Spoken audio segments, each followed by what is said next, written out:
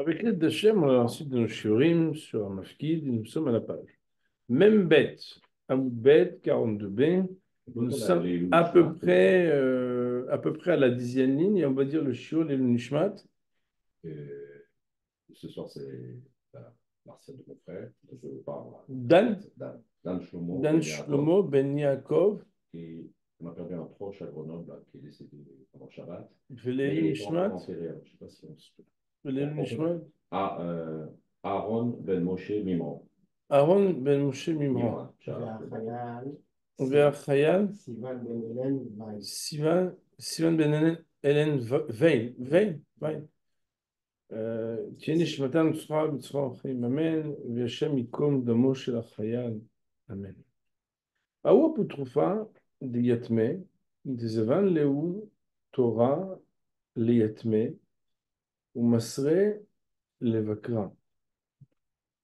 Donc, Aou Apotropha, c'est l'histoire d'un tuteur, donc d'un représentant légal qui s'occupe des Yetomim. Donc, Apotropha des Yetomim, c'est celui qui s'occupe de l'argent des Yetomim. Et des Avan Lehu Torah, les Yatme, donc qui a acquis Torah, donc un shor pour les Yatme, ou Masre les Bakra. Euh, il l'a placé on va dire pas dans un troupeau. L'eau a voulu kache veshine le michal. Mais il n'avait pas là-bas le matériel nécessaire dans sa bouche, entre autres kache veshine. Bon, alors, chiner, on sait que c'est des dents, kache, je ne sais pas exactement ce que ça veut dire, mais en tout cas, il n'avait pas les, on va dire, les moyens nécessaires pour pouvoir manger. Oumit, et il est mort. Ouais. Amar, Rami Barhama. Rami Barhama, il pose la question, il dit, Echini dainu daine laedina. Comment jugerait-on de ce jugement, c'est-à-dire de cette loi? Neimale l'apotropha zil shlim. Si on dit au tuteur, bah, on n'a qu'à lui dire va et paye. Dis-moi, tu leur as pas dit qu'il avait pas de dents, tu leur donnes, c'est toi qui es responsable. Amar, si on lui dit ça, il va nous dire Anna, levakram et santé. Moi, je l'ai transmis à quelqu'un qui a du bétail. C'est lui qui est le chômeur, c'est pas moi. Neimale le bakara zil shlim. Si on va voir ce monsieur-là qui était, on va dire, le gardien, le berger, et on lui dit paye, Amarana, be'adetore au kimter. Uchla shadele, la be'adinan de lo achal. Il va nous dire, moi, behade, ça veut dire avec. Avec les autres shvarim. Toré, c'est shvarim. Avec les autres taureaux, enfin, avec les autres bœufs, je l'ai placé. Donc, je l'ai mis. Ochla shadaile, je lui ai jeté, je lui ai donné du manger. Lobi adinan de l'ohara, je ne savais pas qu'il ne mangerait pas. Et donc, qu'est-ce que je fasse? Je peux pas. Alors, la Gemara, elle dit Mirde Shomer Sachar de Yatmehu. Pardon. Mirde Bakara Shomer Sachar de Yatmehu. Yib'ele le'iyune. Ikap Seda de Yatme. Mirde veut dire puisque ce berger, il était considéré comme un gardien responsable, responsabilisé dans le sens payé, quoi, des Yétomim. Il aurait dû vérifier s'il y avait une perte pour les Yétomim. Autrement dit, bon, il aurait dû être un peu plus vigilant, on va dire. Ok. Il aurait dû être plus vigilant. Rashi Akadosh, dans la quatrième grande ligne tout en haut, il dit Ib'ele le'iyune. Alors, Rashi nous dit après Ikab Sedal le Daine, les Yatme, il dit que c'est le tirout. Il faut lire ça on appelle ça comme la réponse. Alors, si on doit lire ça comme la réponse, ça veut dire que la Gemara vient délibérer de dire que puisque c'est un homme qui avait la responsabilité, comme s'il était le gardien pour les Yétomim, qui, ce berger, c'était à lui que revenait l'obligation normalement de vérifier que quand tu mets à manger devant un animal, tu ne dois pas vérifier seulement que tu lui as mis à manger, et tu dois vérifier qu'il mange. Alors, la Gemara, elle dit, ika pseda de yatme, ochinami. Si il y avait une perte véritable pour les orphelins, c'est vrai, tu aurais raison de dire ainsi. ואוכל במה יסקינן דלקב סדה דיתמה דשכחו למרא דתורה ושקול יתמה סוזה מיניה. Seulement ici, de quel cas parle-t-on? C'est qu'en fait, ils n'ont rien perdu, les Yétomim. Pourquoi? Parce qu'ils ont retrouvé le propriétaire d'origine qui leur a, on va dire, vendu le short, donc par l'intermédiaire donc, de ce tuteur. Veshakul yatne zuzemine, et les Yétomim ont pu récupérer de l'argent de lui. Pourquoi? Rashi Akadosh nous dit Shakul de Mayou, de Amrele Mekartaout, ils lui ont dit attends, tu nous as vendu un animal qui ne peut pas manger. On comprend bien qu'un animal qui ne peut pas manger, c'est comme une voiture où il n'y a pas de réservoir d'essence. Donc, on ne va pas non plus, si on tombe en rade et qu'on casse joint de culasse, truc et tout, on dit, bah, écoute, Ravivi, tu m'as vendu un truc qui n'est pas. Et en fait, la Gemara nous dit, voilà, si l'événement de ce qui s'est passé aurait occurré et aurait, on va dire, provoqué une perte pour les Yétomim, étant donné que le berger aurait été considéré comme un chômeur sachin, c'est lui qui aurait dû payer.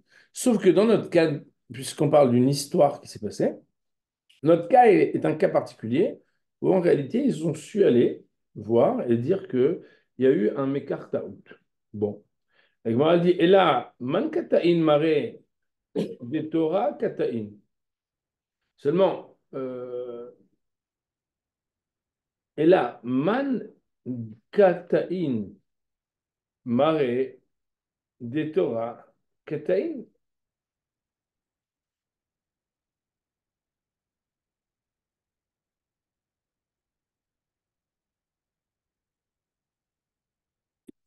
Rachid, il explique, il dit, mais attends, je ne comprends pas. Vous avez posé la question, qu'est-ce qu'on fait avec ces gens-là? Mais d'après l'histoire que vous racontez, finalement, personne n'a rien argumenté, n'a rien réclamé parce qu'ils se sont arrangés. On ne fait pas des histoires s'il n'y a pas. Vous connaissez ces gens qui veulent se faire rembourser de tous les côtés. On ne parle pas de ça dans la Gemara. Si les enfants, ils ont récupéré leur argent parce qu'ils ont mis mes cartes out. Donc, man kataïn. Donc, il dit, euh, euh, la Gemara, elle dit, donc toi, tu es en train de me dire qu'en réalité, Achab Mayaskinan, de l'ekapsida de Yatmi. Pourquoi? D'ashkirou le marais, de Torah, de Shakol, Yatme, sous éminé. Donc, de quoi on parle? C'est qu'il n'y a pas de perte pour les Yétomim. Pourquoi? Parce qu'ils l'ont retrouvé au propriétaire initial du taureau et ils ont pris les Yétomim de lui de l'argent. Alors la Gemara dit, mais si c'est comme ça, donc il n'y a pas eu de problème. Alors que là-haut, et la man kataïn. Donc qui c'est alors qui argumente? Alors la Gemara dit, maré des Torah kataïn. En réalité, c'est pas les enfants ou le représentant des enfants qui vient poser la question au Rabbonim. C'est le propriétaire du taureau parce que lui, il a dû débourser. Il dit, Rabotai, moi, on m'a réclamé de l'argent. Et on me dit, voilà, payez, vous nous avez vendu un taureau sans les dents. Alors la Gemara, elle dit, mais attends, lui quoi? Ok, il a payé, il veut quoi? Qu'on le rembourse? Il veut qui? Il veut que le chômeur ou le berger ou quelqu'un ou l'apotropousse le rembourse? Il dit, bah, il est au Daran. Il aurait dû leur faire savoir qu'il n'y avait pas des dents. S'il n'y a pas de dents, il ne peut pas manger. Matam Bable Itlonen. La Gemara, elle dit, Maïm Od'inanle. Qu'est-ce que tu veux qu'il leur fasse savoir? Des Mekartaout Ava? Besapsira des Avan? Meacha ou Masbin Leacha? Rashi dit, mais tu peux pas venir avec la Tahana que lui, il devait leur dire. Parce que lui, en fait, c'est un revendeur. Et Rashi dit, Sapsira, c'est quoi? Connaît ou mocher behemot beshouk, beyom shekana mocher. Le bonhomme, il achète à l'Argus, ou un peu moins cher que l'Argus, et il revend. Et donc, quelque part, lui-même, Khadgadia de Khadgadia, lui-même, en réalité, il va dire, mais attends, Rabbi, moi, tu peux me demander un truc qui dépend de moi.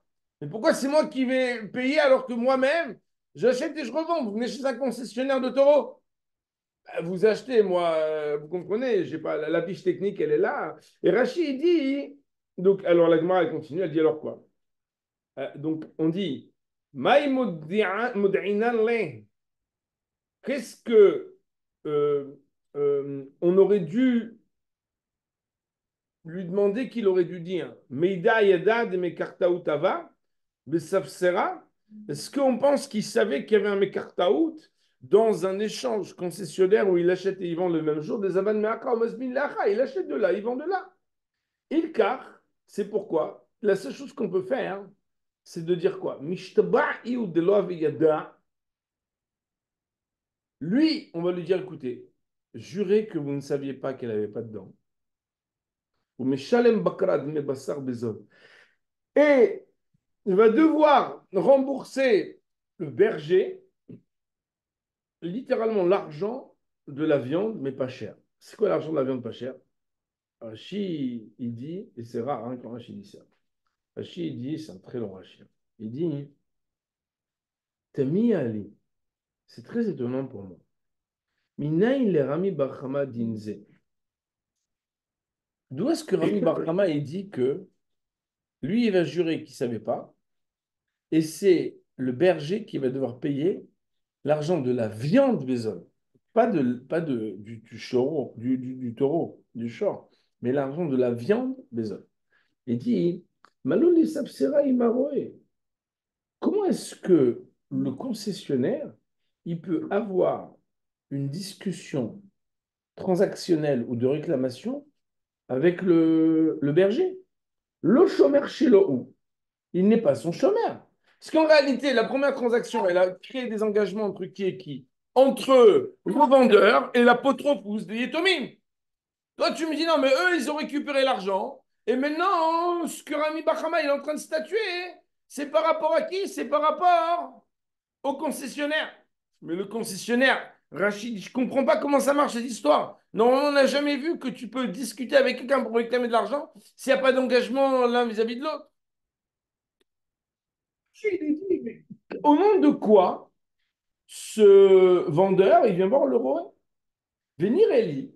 Et il me semble, alors il faut savoir que dans le langage des Rishonim, c'est-à-dire les sages du Moyen-Âge comme Rachid, Tosfot, le Rashba, le Ritva, etc., les questions peuvent se dire d'une certaine manière différente de l'hébreu qu'on utilise aujourd'hui et les réponses aussi. Et il faut savoir que les questions se disent Veim Tomar ou bien Veteima et les réponses se disent Yesh Lomar ou bien Venireli. Venireli, ça veut dire je vais répondre. Il me semble.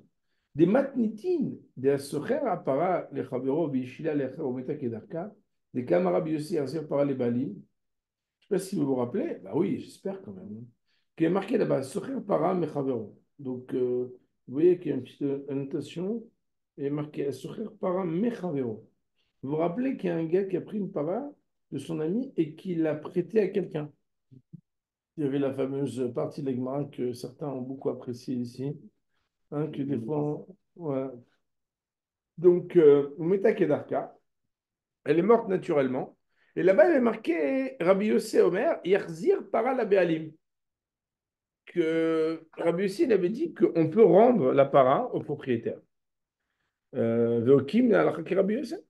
Et on tient là-bas que la Rabbi Yossé. Alma, donc tu diras. Afalpi shen be'alim baledvarim shel Shoel. Bien que le propriétaire n'a rien à voir avec l'emprunteur du locataire. Ouais, c'est bon, il y avait trois gars là, ouais. Il y avait le propriétaire, le locataire et l'emprunteur du locataire. Rabbi Yossé nous dit que le Shoel, il va rendre une para au propriétaire. Alors on dit bien que bien que le propriétaire n'ait rien à voir avec le Shoel, et que le socher, que lui, bah, a priori, voilà, il n'a rien perdu, puisqu'à l'origine, c'est pas à lui. Il a loué et après, il l'a prêté. Charé pas tourbé en signe. Et lui, en plus, vis-à-vis du propriétaire, il n'était pas tourbé honnête. Donc, si elle était morte, Kedarka chez lui, il n'y aurait rien eu. Un filou malgré ça, Oel veyesh lo din à la Shoel, ligbot, puisque lui aurait pu réclamer du Shoel pour encaisser. Pourquoi? Parce que quand un socher, il est mash'il au Shoel, le Shoel le chayav be'ontzin. Mais quand le socher, il est socher au Béalim, il n'est pas tout be'ontzin. Comme il y a un contrat qui lie le socher au Shoel pour pouvoir lui réclamer même dans un cas de ontzin, Yamdou Abalim Arishonim Bimkomo. Les propriétaires d'origine se tiendront à la place du socher devant le Shoel. Vegovi Mina Shoel. Et ils vont réclamer l'argent du Shoel alors que le contrat qui liait le propriétaire au socher était différent du contrat qui liait le propriétaire au Shoel. Veyesh, les Yetomim, l'Ikbot Minaroe. Et à ce moment-là, il y a une possibilité pour les orphelins, sous-entendu l'apotropos de l'orphelin, l'igbot, de pouvoir réclamer et d'encaisser min aroé du berger, chez ou shomer sachar chez la M, qui est considéré comme un shomer sachar euh, par rapport à eux. Et là, il y a un Dubailim, bimkom hayesoimim, et les Béalim, donc le propriétaire d'origine, le vendeur, se tiendra à la place des Yetomim, c'est-à-dire les Yetomim ont un contrat vis-à-vis de celui chez qui l'animal a été entreposé. Ouais. Donc il y a ici un ricochet. Vegovin. Alors, juste, on va essayer de faire une petite synthèse, parce qu'il y a quand même beaucoup de choses qui ont été dites. Nous dire à Kadosh, d'où trouve-t-on une référence qui peut justifier, écoutez bien, que le revendeur d'origine puisse venir réclamer au berger, alors qu'à l'origine, le transactionnel s'est fait que le vendeur a vendu au Yetomim par l'intermédiaire du apotrophos, qui lui ensuite a entreposé l'animal en dépôt chez le berger, et c'est là-bas qu'est arrivé l'accident. Donc il n'y a pas de lien direct normalement entre le propriétaire d'origine et le berger, il n'y a aucun contrat qui les lie. Il dit le rat, ouais, mais on a déjà trouvé un truc pareil. Pourquoi? Parce que dans la Mishnah d'Aplamet et selon Rabbi Yossé, il y a un propriétaire, il y a un locataire qui paye pour la location, qui lui-même, au lieu de la garder pour lui dans un contrat de location qu'il aurait rendu patour Bernstein, il a choisi de la laisser prêter à un emprunteur qui, lui, vis-à-vis du locataire, Chaya Bernstein. Et pour Rabbi Yossé, hein, l'emprunteur payera au propriétaire. Alors que le locataire, si c'était chez lui qu'avait été fait le dommage, il n'aurait pas payé. Et que quelque part, on dit que, étant donné qu'il y a un contrat entre le locataire et l'emprunteur qui permettrait le remboursement, c'est comme si le propriétaire se tenait à la place du locataire devant l'emprunteur pour réclamer les droits. C'est de là-bas, nous dit le Rav. Et puisque la halakha est comme Rabbi Yossé, qu'ici on peut comprendre qu'à partir du moment où les Yotomim, en tout cas on va dire l'apotropha, aurait pu réclamer l'argent en disant, mais attends, tu l'as laissé mourir. Étant donné que lui aurait pu, alors, par sa force à lui, le propriétaire d'origine peut venir et réclamer cet argent au Roé. Rachid nous dit, euh, Rachid nous dit, veillez chez les ok. Ou miou. Alors, toujours, ce mot de syntaxe, il est extrêmement important parce que miou veut dire cependant. Cependant, néanmoins. Ouais. Donc, bien évidemment, après le cependant, bah, ça veut dire que, voilà, il faut maintenant, normalement, voir des staïgouillottes, des réserves émises. Ou miou, néanmoins. I ava mavsede yetomi. Si cela aurait amené une perte au yetomi, לא היה עושה פשרה בממון יתומים לשלם בזול. il n'aurait pas pu arriver à un rapport de compromis avec l'argent qui aurait dû être normalement versé au Yetomim pour être payé au rabais. Pourquoi? Parce que le concept de compromis des Yatmelav Nemechilaninu, les Yetomim qui ont un apotrophat, les orphelins qui ont un tuteur, par définition, ils sont mineurs. Or, les mineurs n'ont pas la capacité d'être Bnei Mechila, c'est-à-dire de renoncer à quelque chose de mamoni. Et donc, le concept de pouvoir négocier au rabais n'est pas concevable s'il y avait quelque chose qui aurait dû être dû à cause d'une perte des yétomim. C'est la raison pour laquelle, dans notre cas, il y a une condition sine qua non qui permet d'avoir, on va dire, l'adjectif bezol qui parle du rabais et qui laisse entendre un compromis parce que les Itomim n'ont rien perdu. Mais maintenant qu'il vient réclamer l'argent, donc qui vient payer au propriétaire d'origine, Vekan en kolkar. Parce qu'en réalité, là, il n'y a pas une vraie négligence vis-à-vis du propriétaire d'origine. Pourquoi? De Amar Beadetora Yokimte. Il dit, mais qu'est-ce que tu veux que je fasse, mon pote? Moi, je l'ai mis avec les autres animaux. Bon, voilà, je peux lui donner le biberon. Et til pshara benehem. Alors, Ami Bar Chama, il a dit, OK, ben, on va faire un compromis entre eux. C'est quoi? Lo yeshalem kol me'ashor kemot shehu chai. Il ne paiera pas tout l'argent de ce que le taureau valait comme quand il était vivant. Et là, Aor et Hazir la baili, seulement la peau, il la restitue, puisque la peau, c'est une valeur. Voilà, la peau, elle a un traitement. Mais après qu'elle ait été traitée, elle est valable. Ve'abassar et la chair, la viande. Shamim, on l'évalue, le mot shuma, vous le connaissez, hein. Shamim, ve'yeshalem shne shlishim. Et il paiera 2 tiers de sa valeur.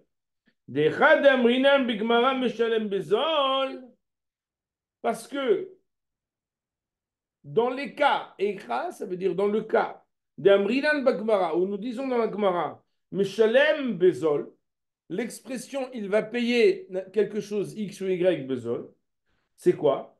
C'est que Kol Zuza Shishama Akesem Chashvinan Be'arba'a Denaki.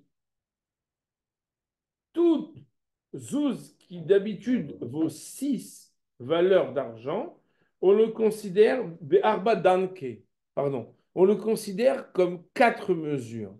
Ça veut dire c'est 4 pour 6, ça veut dire 2 tiers. Beperek Mishemet, et c'est comme ça que c'est dit dans le chapitre Mishemet, donc dans Baba Batra. Autrement dit, Rashi Akadosh nous explique 2 choses extrêmement importantes. La première, c'est comment est-il possible qu'il y ait un contrat qui puisse permettre au concessionnaire d'origine de réclamer à quelqu'un avec qui il n'a pas de contrat de confiance? Deuxième question, comment peut-on parler de pshara, de compromis? À ces questions, il nous parle premièrement de Rabbi Yossi Daflamet avec Mikochoshel. Deuxièmement, que la compromission ne peut être envisagée qu'à partir du moment où, dans un cas de figure précis, où il n'y a pas de père pour les Théum, sans quoi, étant donné que les Théum sont des Théum qui ont un âge où il y a un apotrophe sur qui sont mineurs, et c'est comme ça que Béhémet Rashi explique, c'est, je crois, le premier et le seul Rashi du Pérec, qui est si long et si méfalpel, peut-être avec un autre Rashi, pour expliquer et répondre aux questions d'Agmara. On va dire pour aujourd'hui, Amen.